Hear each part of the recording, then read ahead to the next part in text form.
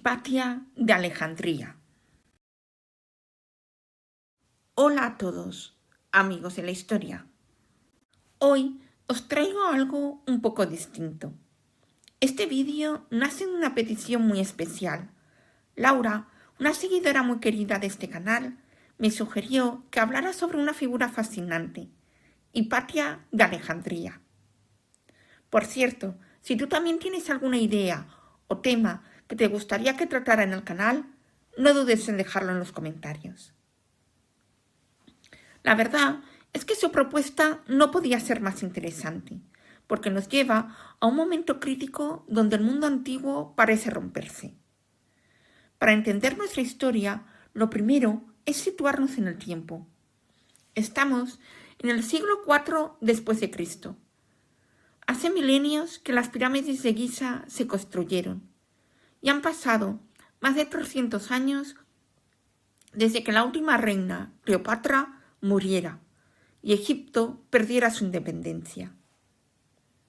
En este siglo, Egipto y la ciudad de Alejandría son provincias del Imperio Romano, gobernadas desde lejos por emperadores que ven en el Nilo sobre todo el granero de Roma,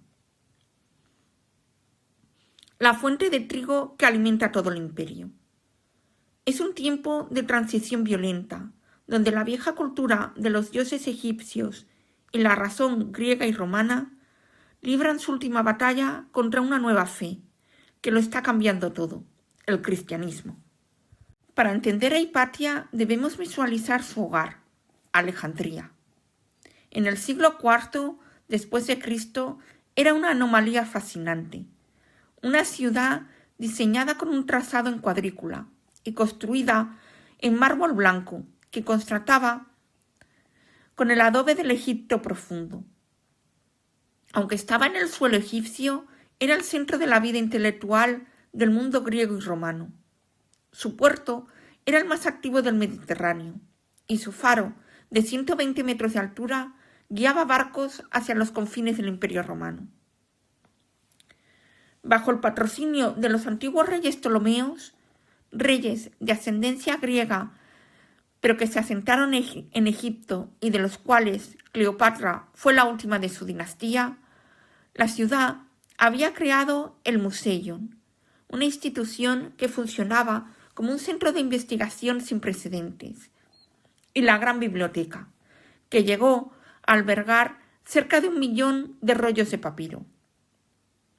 En tiempos de Hipatia, Alejandría seguía siendo el cerebro del mundo antiguo, un lugar donde estudiosos de todas partes acudían para aprender de maestros que todavía recordaban las leyes de la física y los movimientos de las estrellas.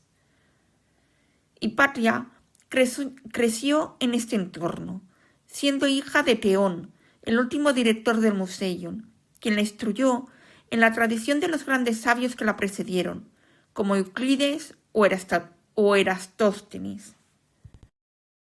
Hipatia no era solo una filósofa en el sentido abstracto, era una científica de vanguardia. Su gran aportación fue la preservación y edición de textos fundamentales que hoy consideramos los pilares de la ciencia. Trabajó exhaustivamente en los elementos de Euclides, un libro que sistematizó la geometría, y en la aritmética de Diofanto, un texto clave para el desarrollo de la álgebra. Pero donde Hipatia realmente desafió a su tiempo fue en la astronomía. Ella defendía y enseñaba la teoría heliocéntrica de Aristarco de Samos, que proponía que la Tierra giraba alrededor del Sol, siglo antes de que Copérnico lo dijera. Como ingeniera, destacó por el diseño y mejora de instrumentos de precisión. El astrolabio plano, usado para medir la posición de las estrellas y calcular el tiempo. Y el hidroscopio, un dispositivo para determinar la densidad de los líquidos. Su ciencia no era solo números. Para ella, las matemáticas eran el lenguaje sagrado que revelaba la armonía del universo. Para Hipatia, el neoplatonismo no era solo religión. Era la creencia de que a través de las matemáticas y la geometría el ser humano podía llegar a comprender la unidad, el principio divino que ordenaba toda la naturaleza. Ella creía que el cosmos hablaba un lenguaje numérico que todos podían aprender si usaban la razón. El gran cambio de era se precipitó con el edicto de Tesalónica, en el 391 después de Cristo, cuando el emperador Teodosio ordenó el cierre de todos los templos paganos en el Imperio Romano. Este decreto supuso el final efectivo de 3000 años de continuidad religiosa en el Nilo. En Alejandría, la tensión explotó bajo el mandato del obispo Teófilo, quien organizó el asalto al Serapeium, el majestuoso templo dedicado a Serapis que albergaba la biblioteca hija de la Gran Biblioteca. Ver las estatuas de los dioses derribadas y los rollos de papiro ardiendo fue el preludio de lo que le sucedería a la propia Hipatia. Tras la muerte de Teófilo, su sobrino Cirilo asumió el poder eclesiástico, radicalizando aún más el conflicto con el poder civil de Orestes. La Iglesia se había transformado en un instrumento del gobierno imperial. Muchos santuarios antiguos, como los dedicados a Isis, fueron transformados en iglesias, y el conocimiento de los jeroglíficos, la escritura sagrada, empezó a perderse al dispersarse los últimos sacerdotes capaces de leerlos.